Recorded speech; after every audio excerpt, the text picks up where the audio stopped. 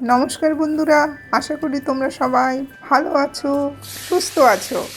আজকের recipe Chaitra Sankranti special পাঁচন।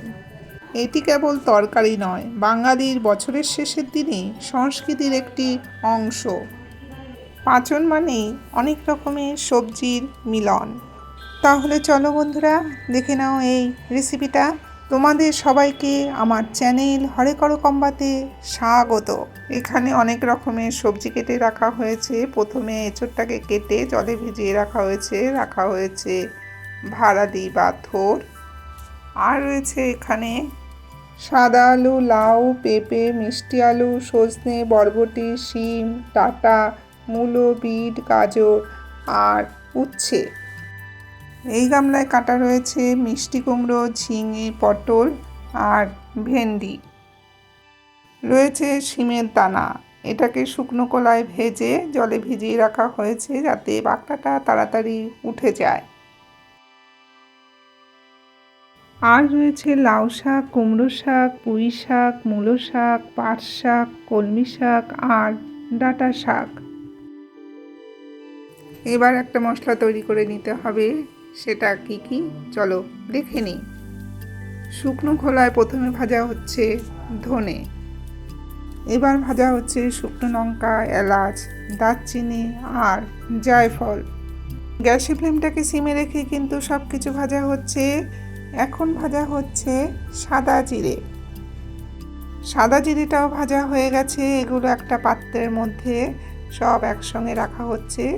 সব কিছুই কিন্তু মিক্সিতে গুঁড়ো করে নেওয়া হবে। এখন ভাজা হচ্ছে মৌরি। আমাদের মৌরি ভাজাও কিন্তু হয়ে গেছে। এবার গ্যাসটাকে অফ করে দিল। পাঁচন যেমন সুস্বাদু তেমনি পুষ্টিগুণে ভরপুর। এবার ভাজা মশলাগুলোকে মিক্সিতে ঢেলে দিল। আমাদের গুঁড়ো মশলা কিন্তু রেডি। এখানে রয়েছে নারকেল কোড়া, নুন, সর্ষের তেল, ঘি আর বাড়িতে করা সেই গুঁড়ো ভাজা মশলা। আর রয়েছে কাঁচা লঙ্কা, হলুদ গুঁড়ো, চিনি, আদা বাটা, পাঁচ ফোড়ন, তেজপাতা আর শুকনো লঙ্কা। সমস্ত উপকরণগুলো দেখা হয়ে গেছে। এবার চলো মূল পর্বে।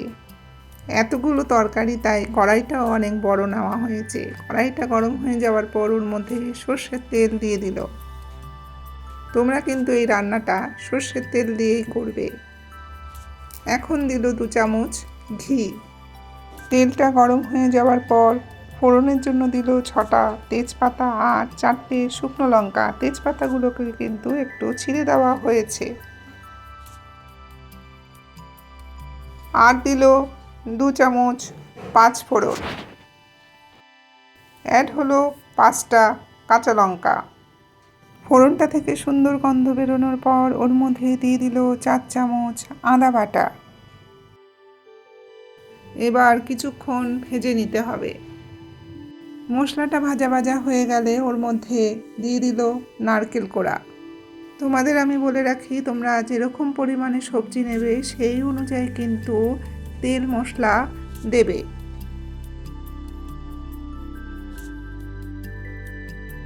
গ্যাসের ফ্লেমটাকে কিছুক্ষণ হাইতে রেখে ভেজে আবার সিমে করে দেওয়া হলো। নারকেলটা দিয়ে কিছুক্ষণ ভেজে নেওয়ার পর ওর মধ্যে দিয়ে দিল 4 চামচ হলুদ গুঁড়ো। হলুদ গুঁড়ো দিয়ে আবার কিছুক্ষণ ভেজে নিয়ে ওর মধ্যে দিয়ে দিল 4 চামচ চিনি। আদা বাটার মধ্যে নুন দেওয়া আছে, এখানে ভরা ভরা 2 চামচ নুন দেওয়া হলো, পরে লাগলে দেওয়া যাবে। আবার কিছুক্ষণ ভেজে নিয়ে ওর মধ্যে দিয়ে দিল 2 মুঠ শিমের দানা। এই পাঁচনে কিন্তু শিমের দানা লাগে। পাঁচনে শিমের দানাটা দিলে এর গন্ধটা খুব ভালো আসে। তোমরা যখন বাজার থেকে কিনবে তখন বলবে শুকনো শিমের দানা দিতে। তোমরা যখন পাঁচমিশালি তরকারি করবে সেই সময় কিন্তু এই শিমের দানা দিতে পারো, তবে পাঁচনের যে স্বাদটা সেটা ওই সময় পাবে না। গ্যাসের ফ্লেমটাকে সিমে রেখে এতক্ষণ কষিয়ে নেওয়া হচ্ছিল। এবার গ্যাসের ফ্লেমটাকে একটু বাড়িয়ে সামান্য জল দিয়ে মশলাটাকে কষিয়ে নিতে হবে, যাতে মশলাটা না পুড়ে যায়। গ্যাসের ফ্লেমটাকে কমিয়ে বাড়িয়ে ভালো করে কষিয়ে নেওয়া হচ্ছে। আমাদের মশলা কষানো কিন্তু হয়ে গেছে। এবার শাকগুলো দিয়ে দিচ্ছে। বাজারে যত রকমের সবজি পাওয়া যায় মোটামুটি প্রায় সমস্ত সবজি দিয়েই তৈরি করা হয় আজকের এই পাঁচন। একবার সমস্ত শাক দেওয়া হবে না, একটু মজে মজে দেওয়া হবে, না হলে সব উপচে পড়ে যাবে। তাড়াতাড়ি মজে যাওয়ার জন্য ওকে একটু ঢেকে দেওয়া হলো। এই সময় গ্যাসের ফ্লেমটা কিন্তু লোতে রাখাই হয়েছে। আমরা 2 মিনিট পর ঢাকনাটা তুলে নিলাম। এবার ভালো করে নেড়ে চেড়ে নিচ্ছে। দেখো, এক কড়াই শাক ছিল, কমে কতটুকু হয়ে গেছে। এবার এর মধ্যে এঁচড়গুলো দিয়ে দিচ্ছে। এঁচড়গুলো কিন্তু প্রেসার কুকারে সেদ্ধ করে নেওয়া হয়েছিল। এগুলো সেদ্ধ করে নেওয়া হয়েছে যাতে তাড়াতাড়ি তরকারিটা হয়ে যায়। এঁচড়গুলোকে দিয়ে এবার ভালো করে নেড়ে চেড়ে নিচ্ছে। এই তরকারিতে কিন্তু আলাদা করে কোনো জল পড়বে না। কিছুক্ষণ নেড়ে চেড়ে নিয়ে ওকে ঢেকে দিল। আমরা আবার 5 মিনিট পর ফেরত এলাম। এবার সবজিগুলোকে ঢেলে দেওয়া হলো।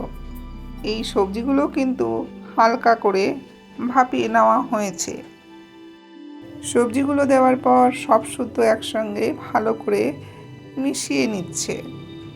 এই সময় গ্যাসের ফ্লেমটা কিন্তু হাইতে রাখা হয়েছে। ভালো করে মিশিয়ে নেওয়া হয়েছে। তাড়াতাড়ি সব সুসিদ্ধ হওয়ার জন্য ওকে ঢেকে দেওয়া হলো। আমরা 7 মিনিট পর ফেরত এলাম। কি সুন্দর দেখো, টকবকিয়ে ফুটে উঠেছে। এবার ভালো করে আবার নেড়ে চেড়ে নিচ্ছে। মা এতে তালের বড়া করেও দেয়। এবার বাড়িতে করা সেই ভাজা গুঁড়ো মশলা 2 চামচ দিয়ে দিল। এবার ভালো করে মিশিয়ে নিচ্ছে। এই সময় গ্যাসের ফ্লেমটা কিন্তু মিডিয়াম টু হাইতে রাখা হয়েছে। তরকারিটা কিন্তু জলজলে হবে না, তোমরা দেখেই বুঝতে পারছো। যারা পাঁচমিশালি তরকারি খেতে পছন্দ করে না তারাও কিন্তু এই পাঁচনটা হাসি মুখে আনন্দ করে খেয়ে নেয়। গন্ধে সারা ঘর ভরে উঠেছে। তোমরা যখন রান্না করবে তখন বুঝতেই পারবে এর কি স্বাদ আর কি সুন্দর গন্ধ। আমাদের তরকারি কিন্তু রেডি খাবার জন্য। ঢাকনাটা দিয়ে গ্যাসের ফ্লেমটাকে অফ করে ওকে স্ট্যান্ডিং টাইম দেওয়া হলো। এবার বেড়ে নিতে হবে। দেখো কি সুন্দর দেখতে লাগছে। বাকিটা তোমরা রান্না করার পর বুঝে যাবে। পূর্ববঙ্গের এই নিয়মটা কিন্তু অসাধারণ। আমি সারা বছর বসে থাকি চৈত্র সংক্রান্তির এই দিনটার জন্য। তোমরা কারা কারা এই নিয়মটা পালন করো জানিও। রেসিপিটা কেমন লাগলো কমেন্টে জানিও। ভালো লাগলে লাইক শেয়ার করার অনুরোধ রইল। তোমরা সবাই ভালো থেকো, সুস্থ থেকো। আবার দেখা হচ্ছে অন্য এক নতুন ভিডিওতে।